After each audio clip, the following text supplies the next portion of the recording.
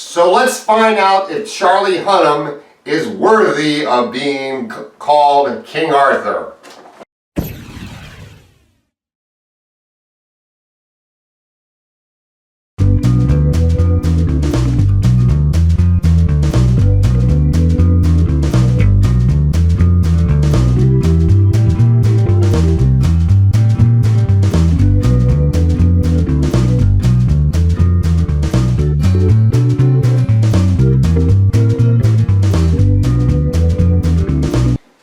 Okay, so we're going to review King Arthur, directed by Guy Ritchie, the man that directed the Sherlock Holmes films that starred Robert Downey Jr. as Sherlock Holmes, and directed The Man from U.N.C.L.E.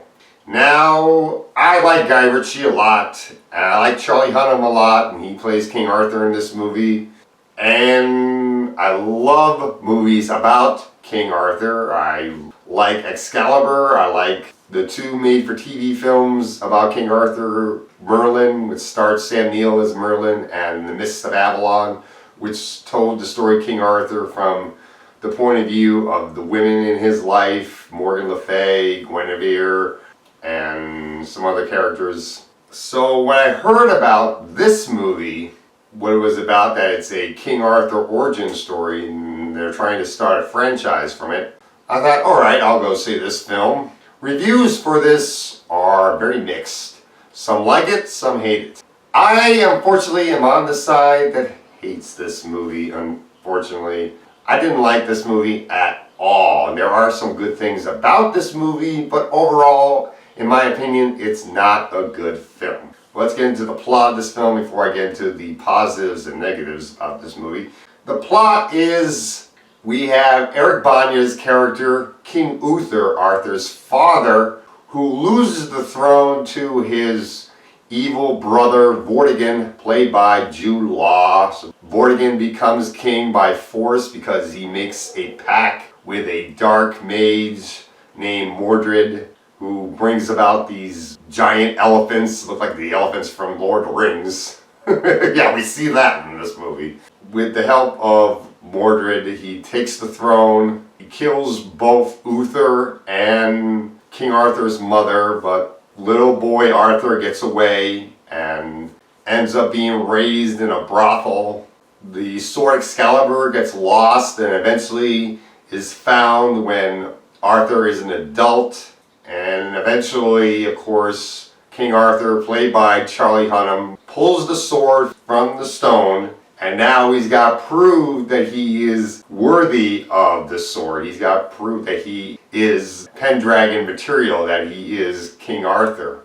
And so he must go on this quest with the help of this mage, played by Astrid Berges-Frisbey, to help him out, a woman that has power over animals, magical powers over animals. No Merlin in this movie at all, and he's got to find a way to stand up to the nightmares that he has had as a kid, where he sees his parents being killed, and he's got to look past those nightmares, see who killed his parents, and become the king that he's meant to be. Basically, that's the movie. Now, Charlie Hunnam is a great actor when given the right material, and I think he's great in this movie as King Arthur. He does put on a very good performance. Jude Law is very good as the villain. He really does a very good job as well. And then you have Astrid playing the guide to this film. And she's okay in the movie, and you got other actors in this film. You got Dimanjun Hinoso, who was okay in the movie. And you got Tom Wu in the movie, the only Asian character, and he's okay. The visuals in this movie are pretty good, but then there are a lot of problems with this movie. The magic in this movie that is used does not make any sense, because you have the rats from The Princess Bride show up in this film, and that doesn't make any sense. You have this woman that looks like Ursula from Little Mermaid that shows up in this movie being a fortune teller to Vortigern, and And that doesn't make any sense. And this movie just is not that good. I really didn't like this movie. There's too much style over substance. And what's even worse is the movie's boring. It's dull. Much of the journey within this film doesn't even feel like it's necessary, because all King Arthur has to do is just use the sword, which is very powerful. It seems to be as powerful so much that it can create earthquakes almost, like, or something like that. And all he has to do is just have the courage to use that sword, take the throne from Vortigern, and that's it. What is taking so long for him to actually do that? And of course it doesn't take him until the very end of the movie till he actually does it. And I was like, oh my goodness, what's up with this film? It doesn't make any sense to me.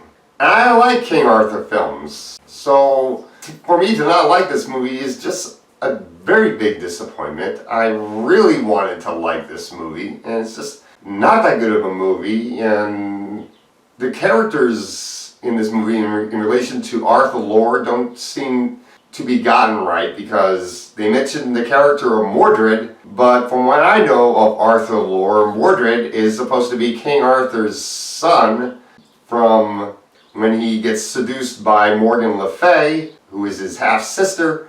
They're meant to see Mordred that early, so wait a minute. That means Mordred is not King Arthur's son in this tale. That makes no sense. You know, get the lore right. Get the mythology correctly, and this movie doesn't get the mythology correctly.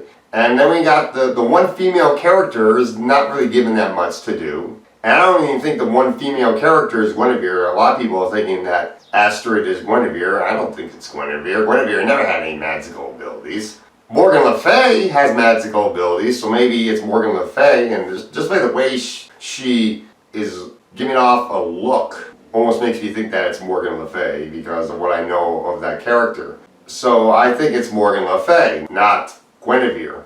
But the character, the only name that she has is the mage, really. That's pretty much it. So I presume if they're going to make a sequel, her identity is going to be revealed in the sequel, but I don't even know if it's going to get a sequel, because this movie is not doing too well at the box office. It only opened at #2 in the box office, and of course Guardians of the Galaxy beat it at the box office, and that movie's in its second week. So honestly, I recommend not seeing this movie. I give this movie a D.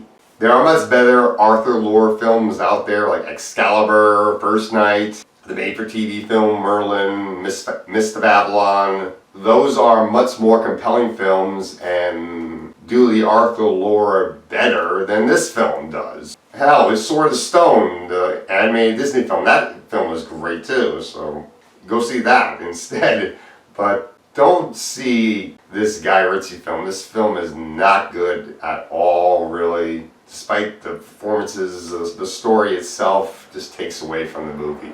And that's all I gotta say for King Arthur.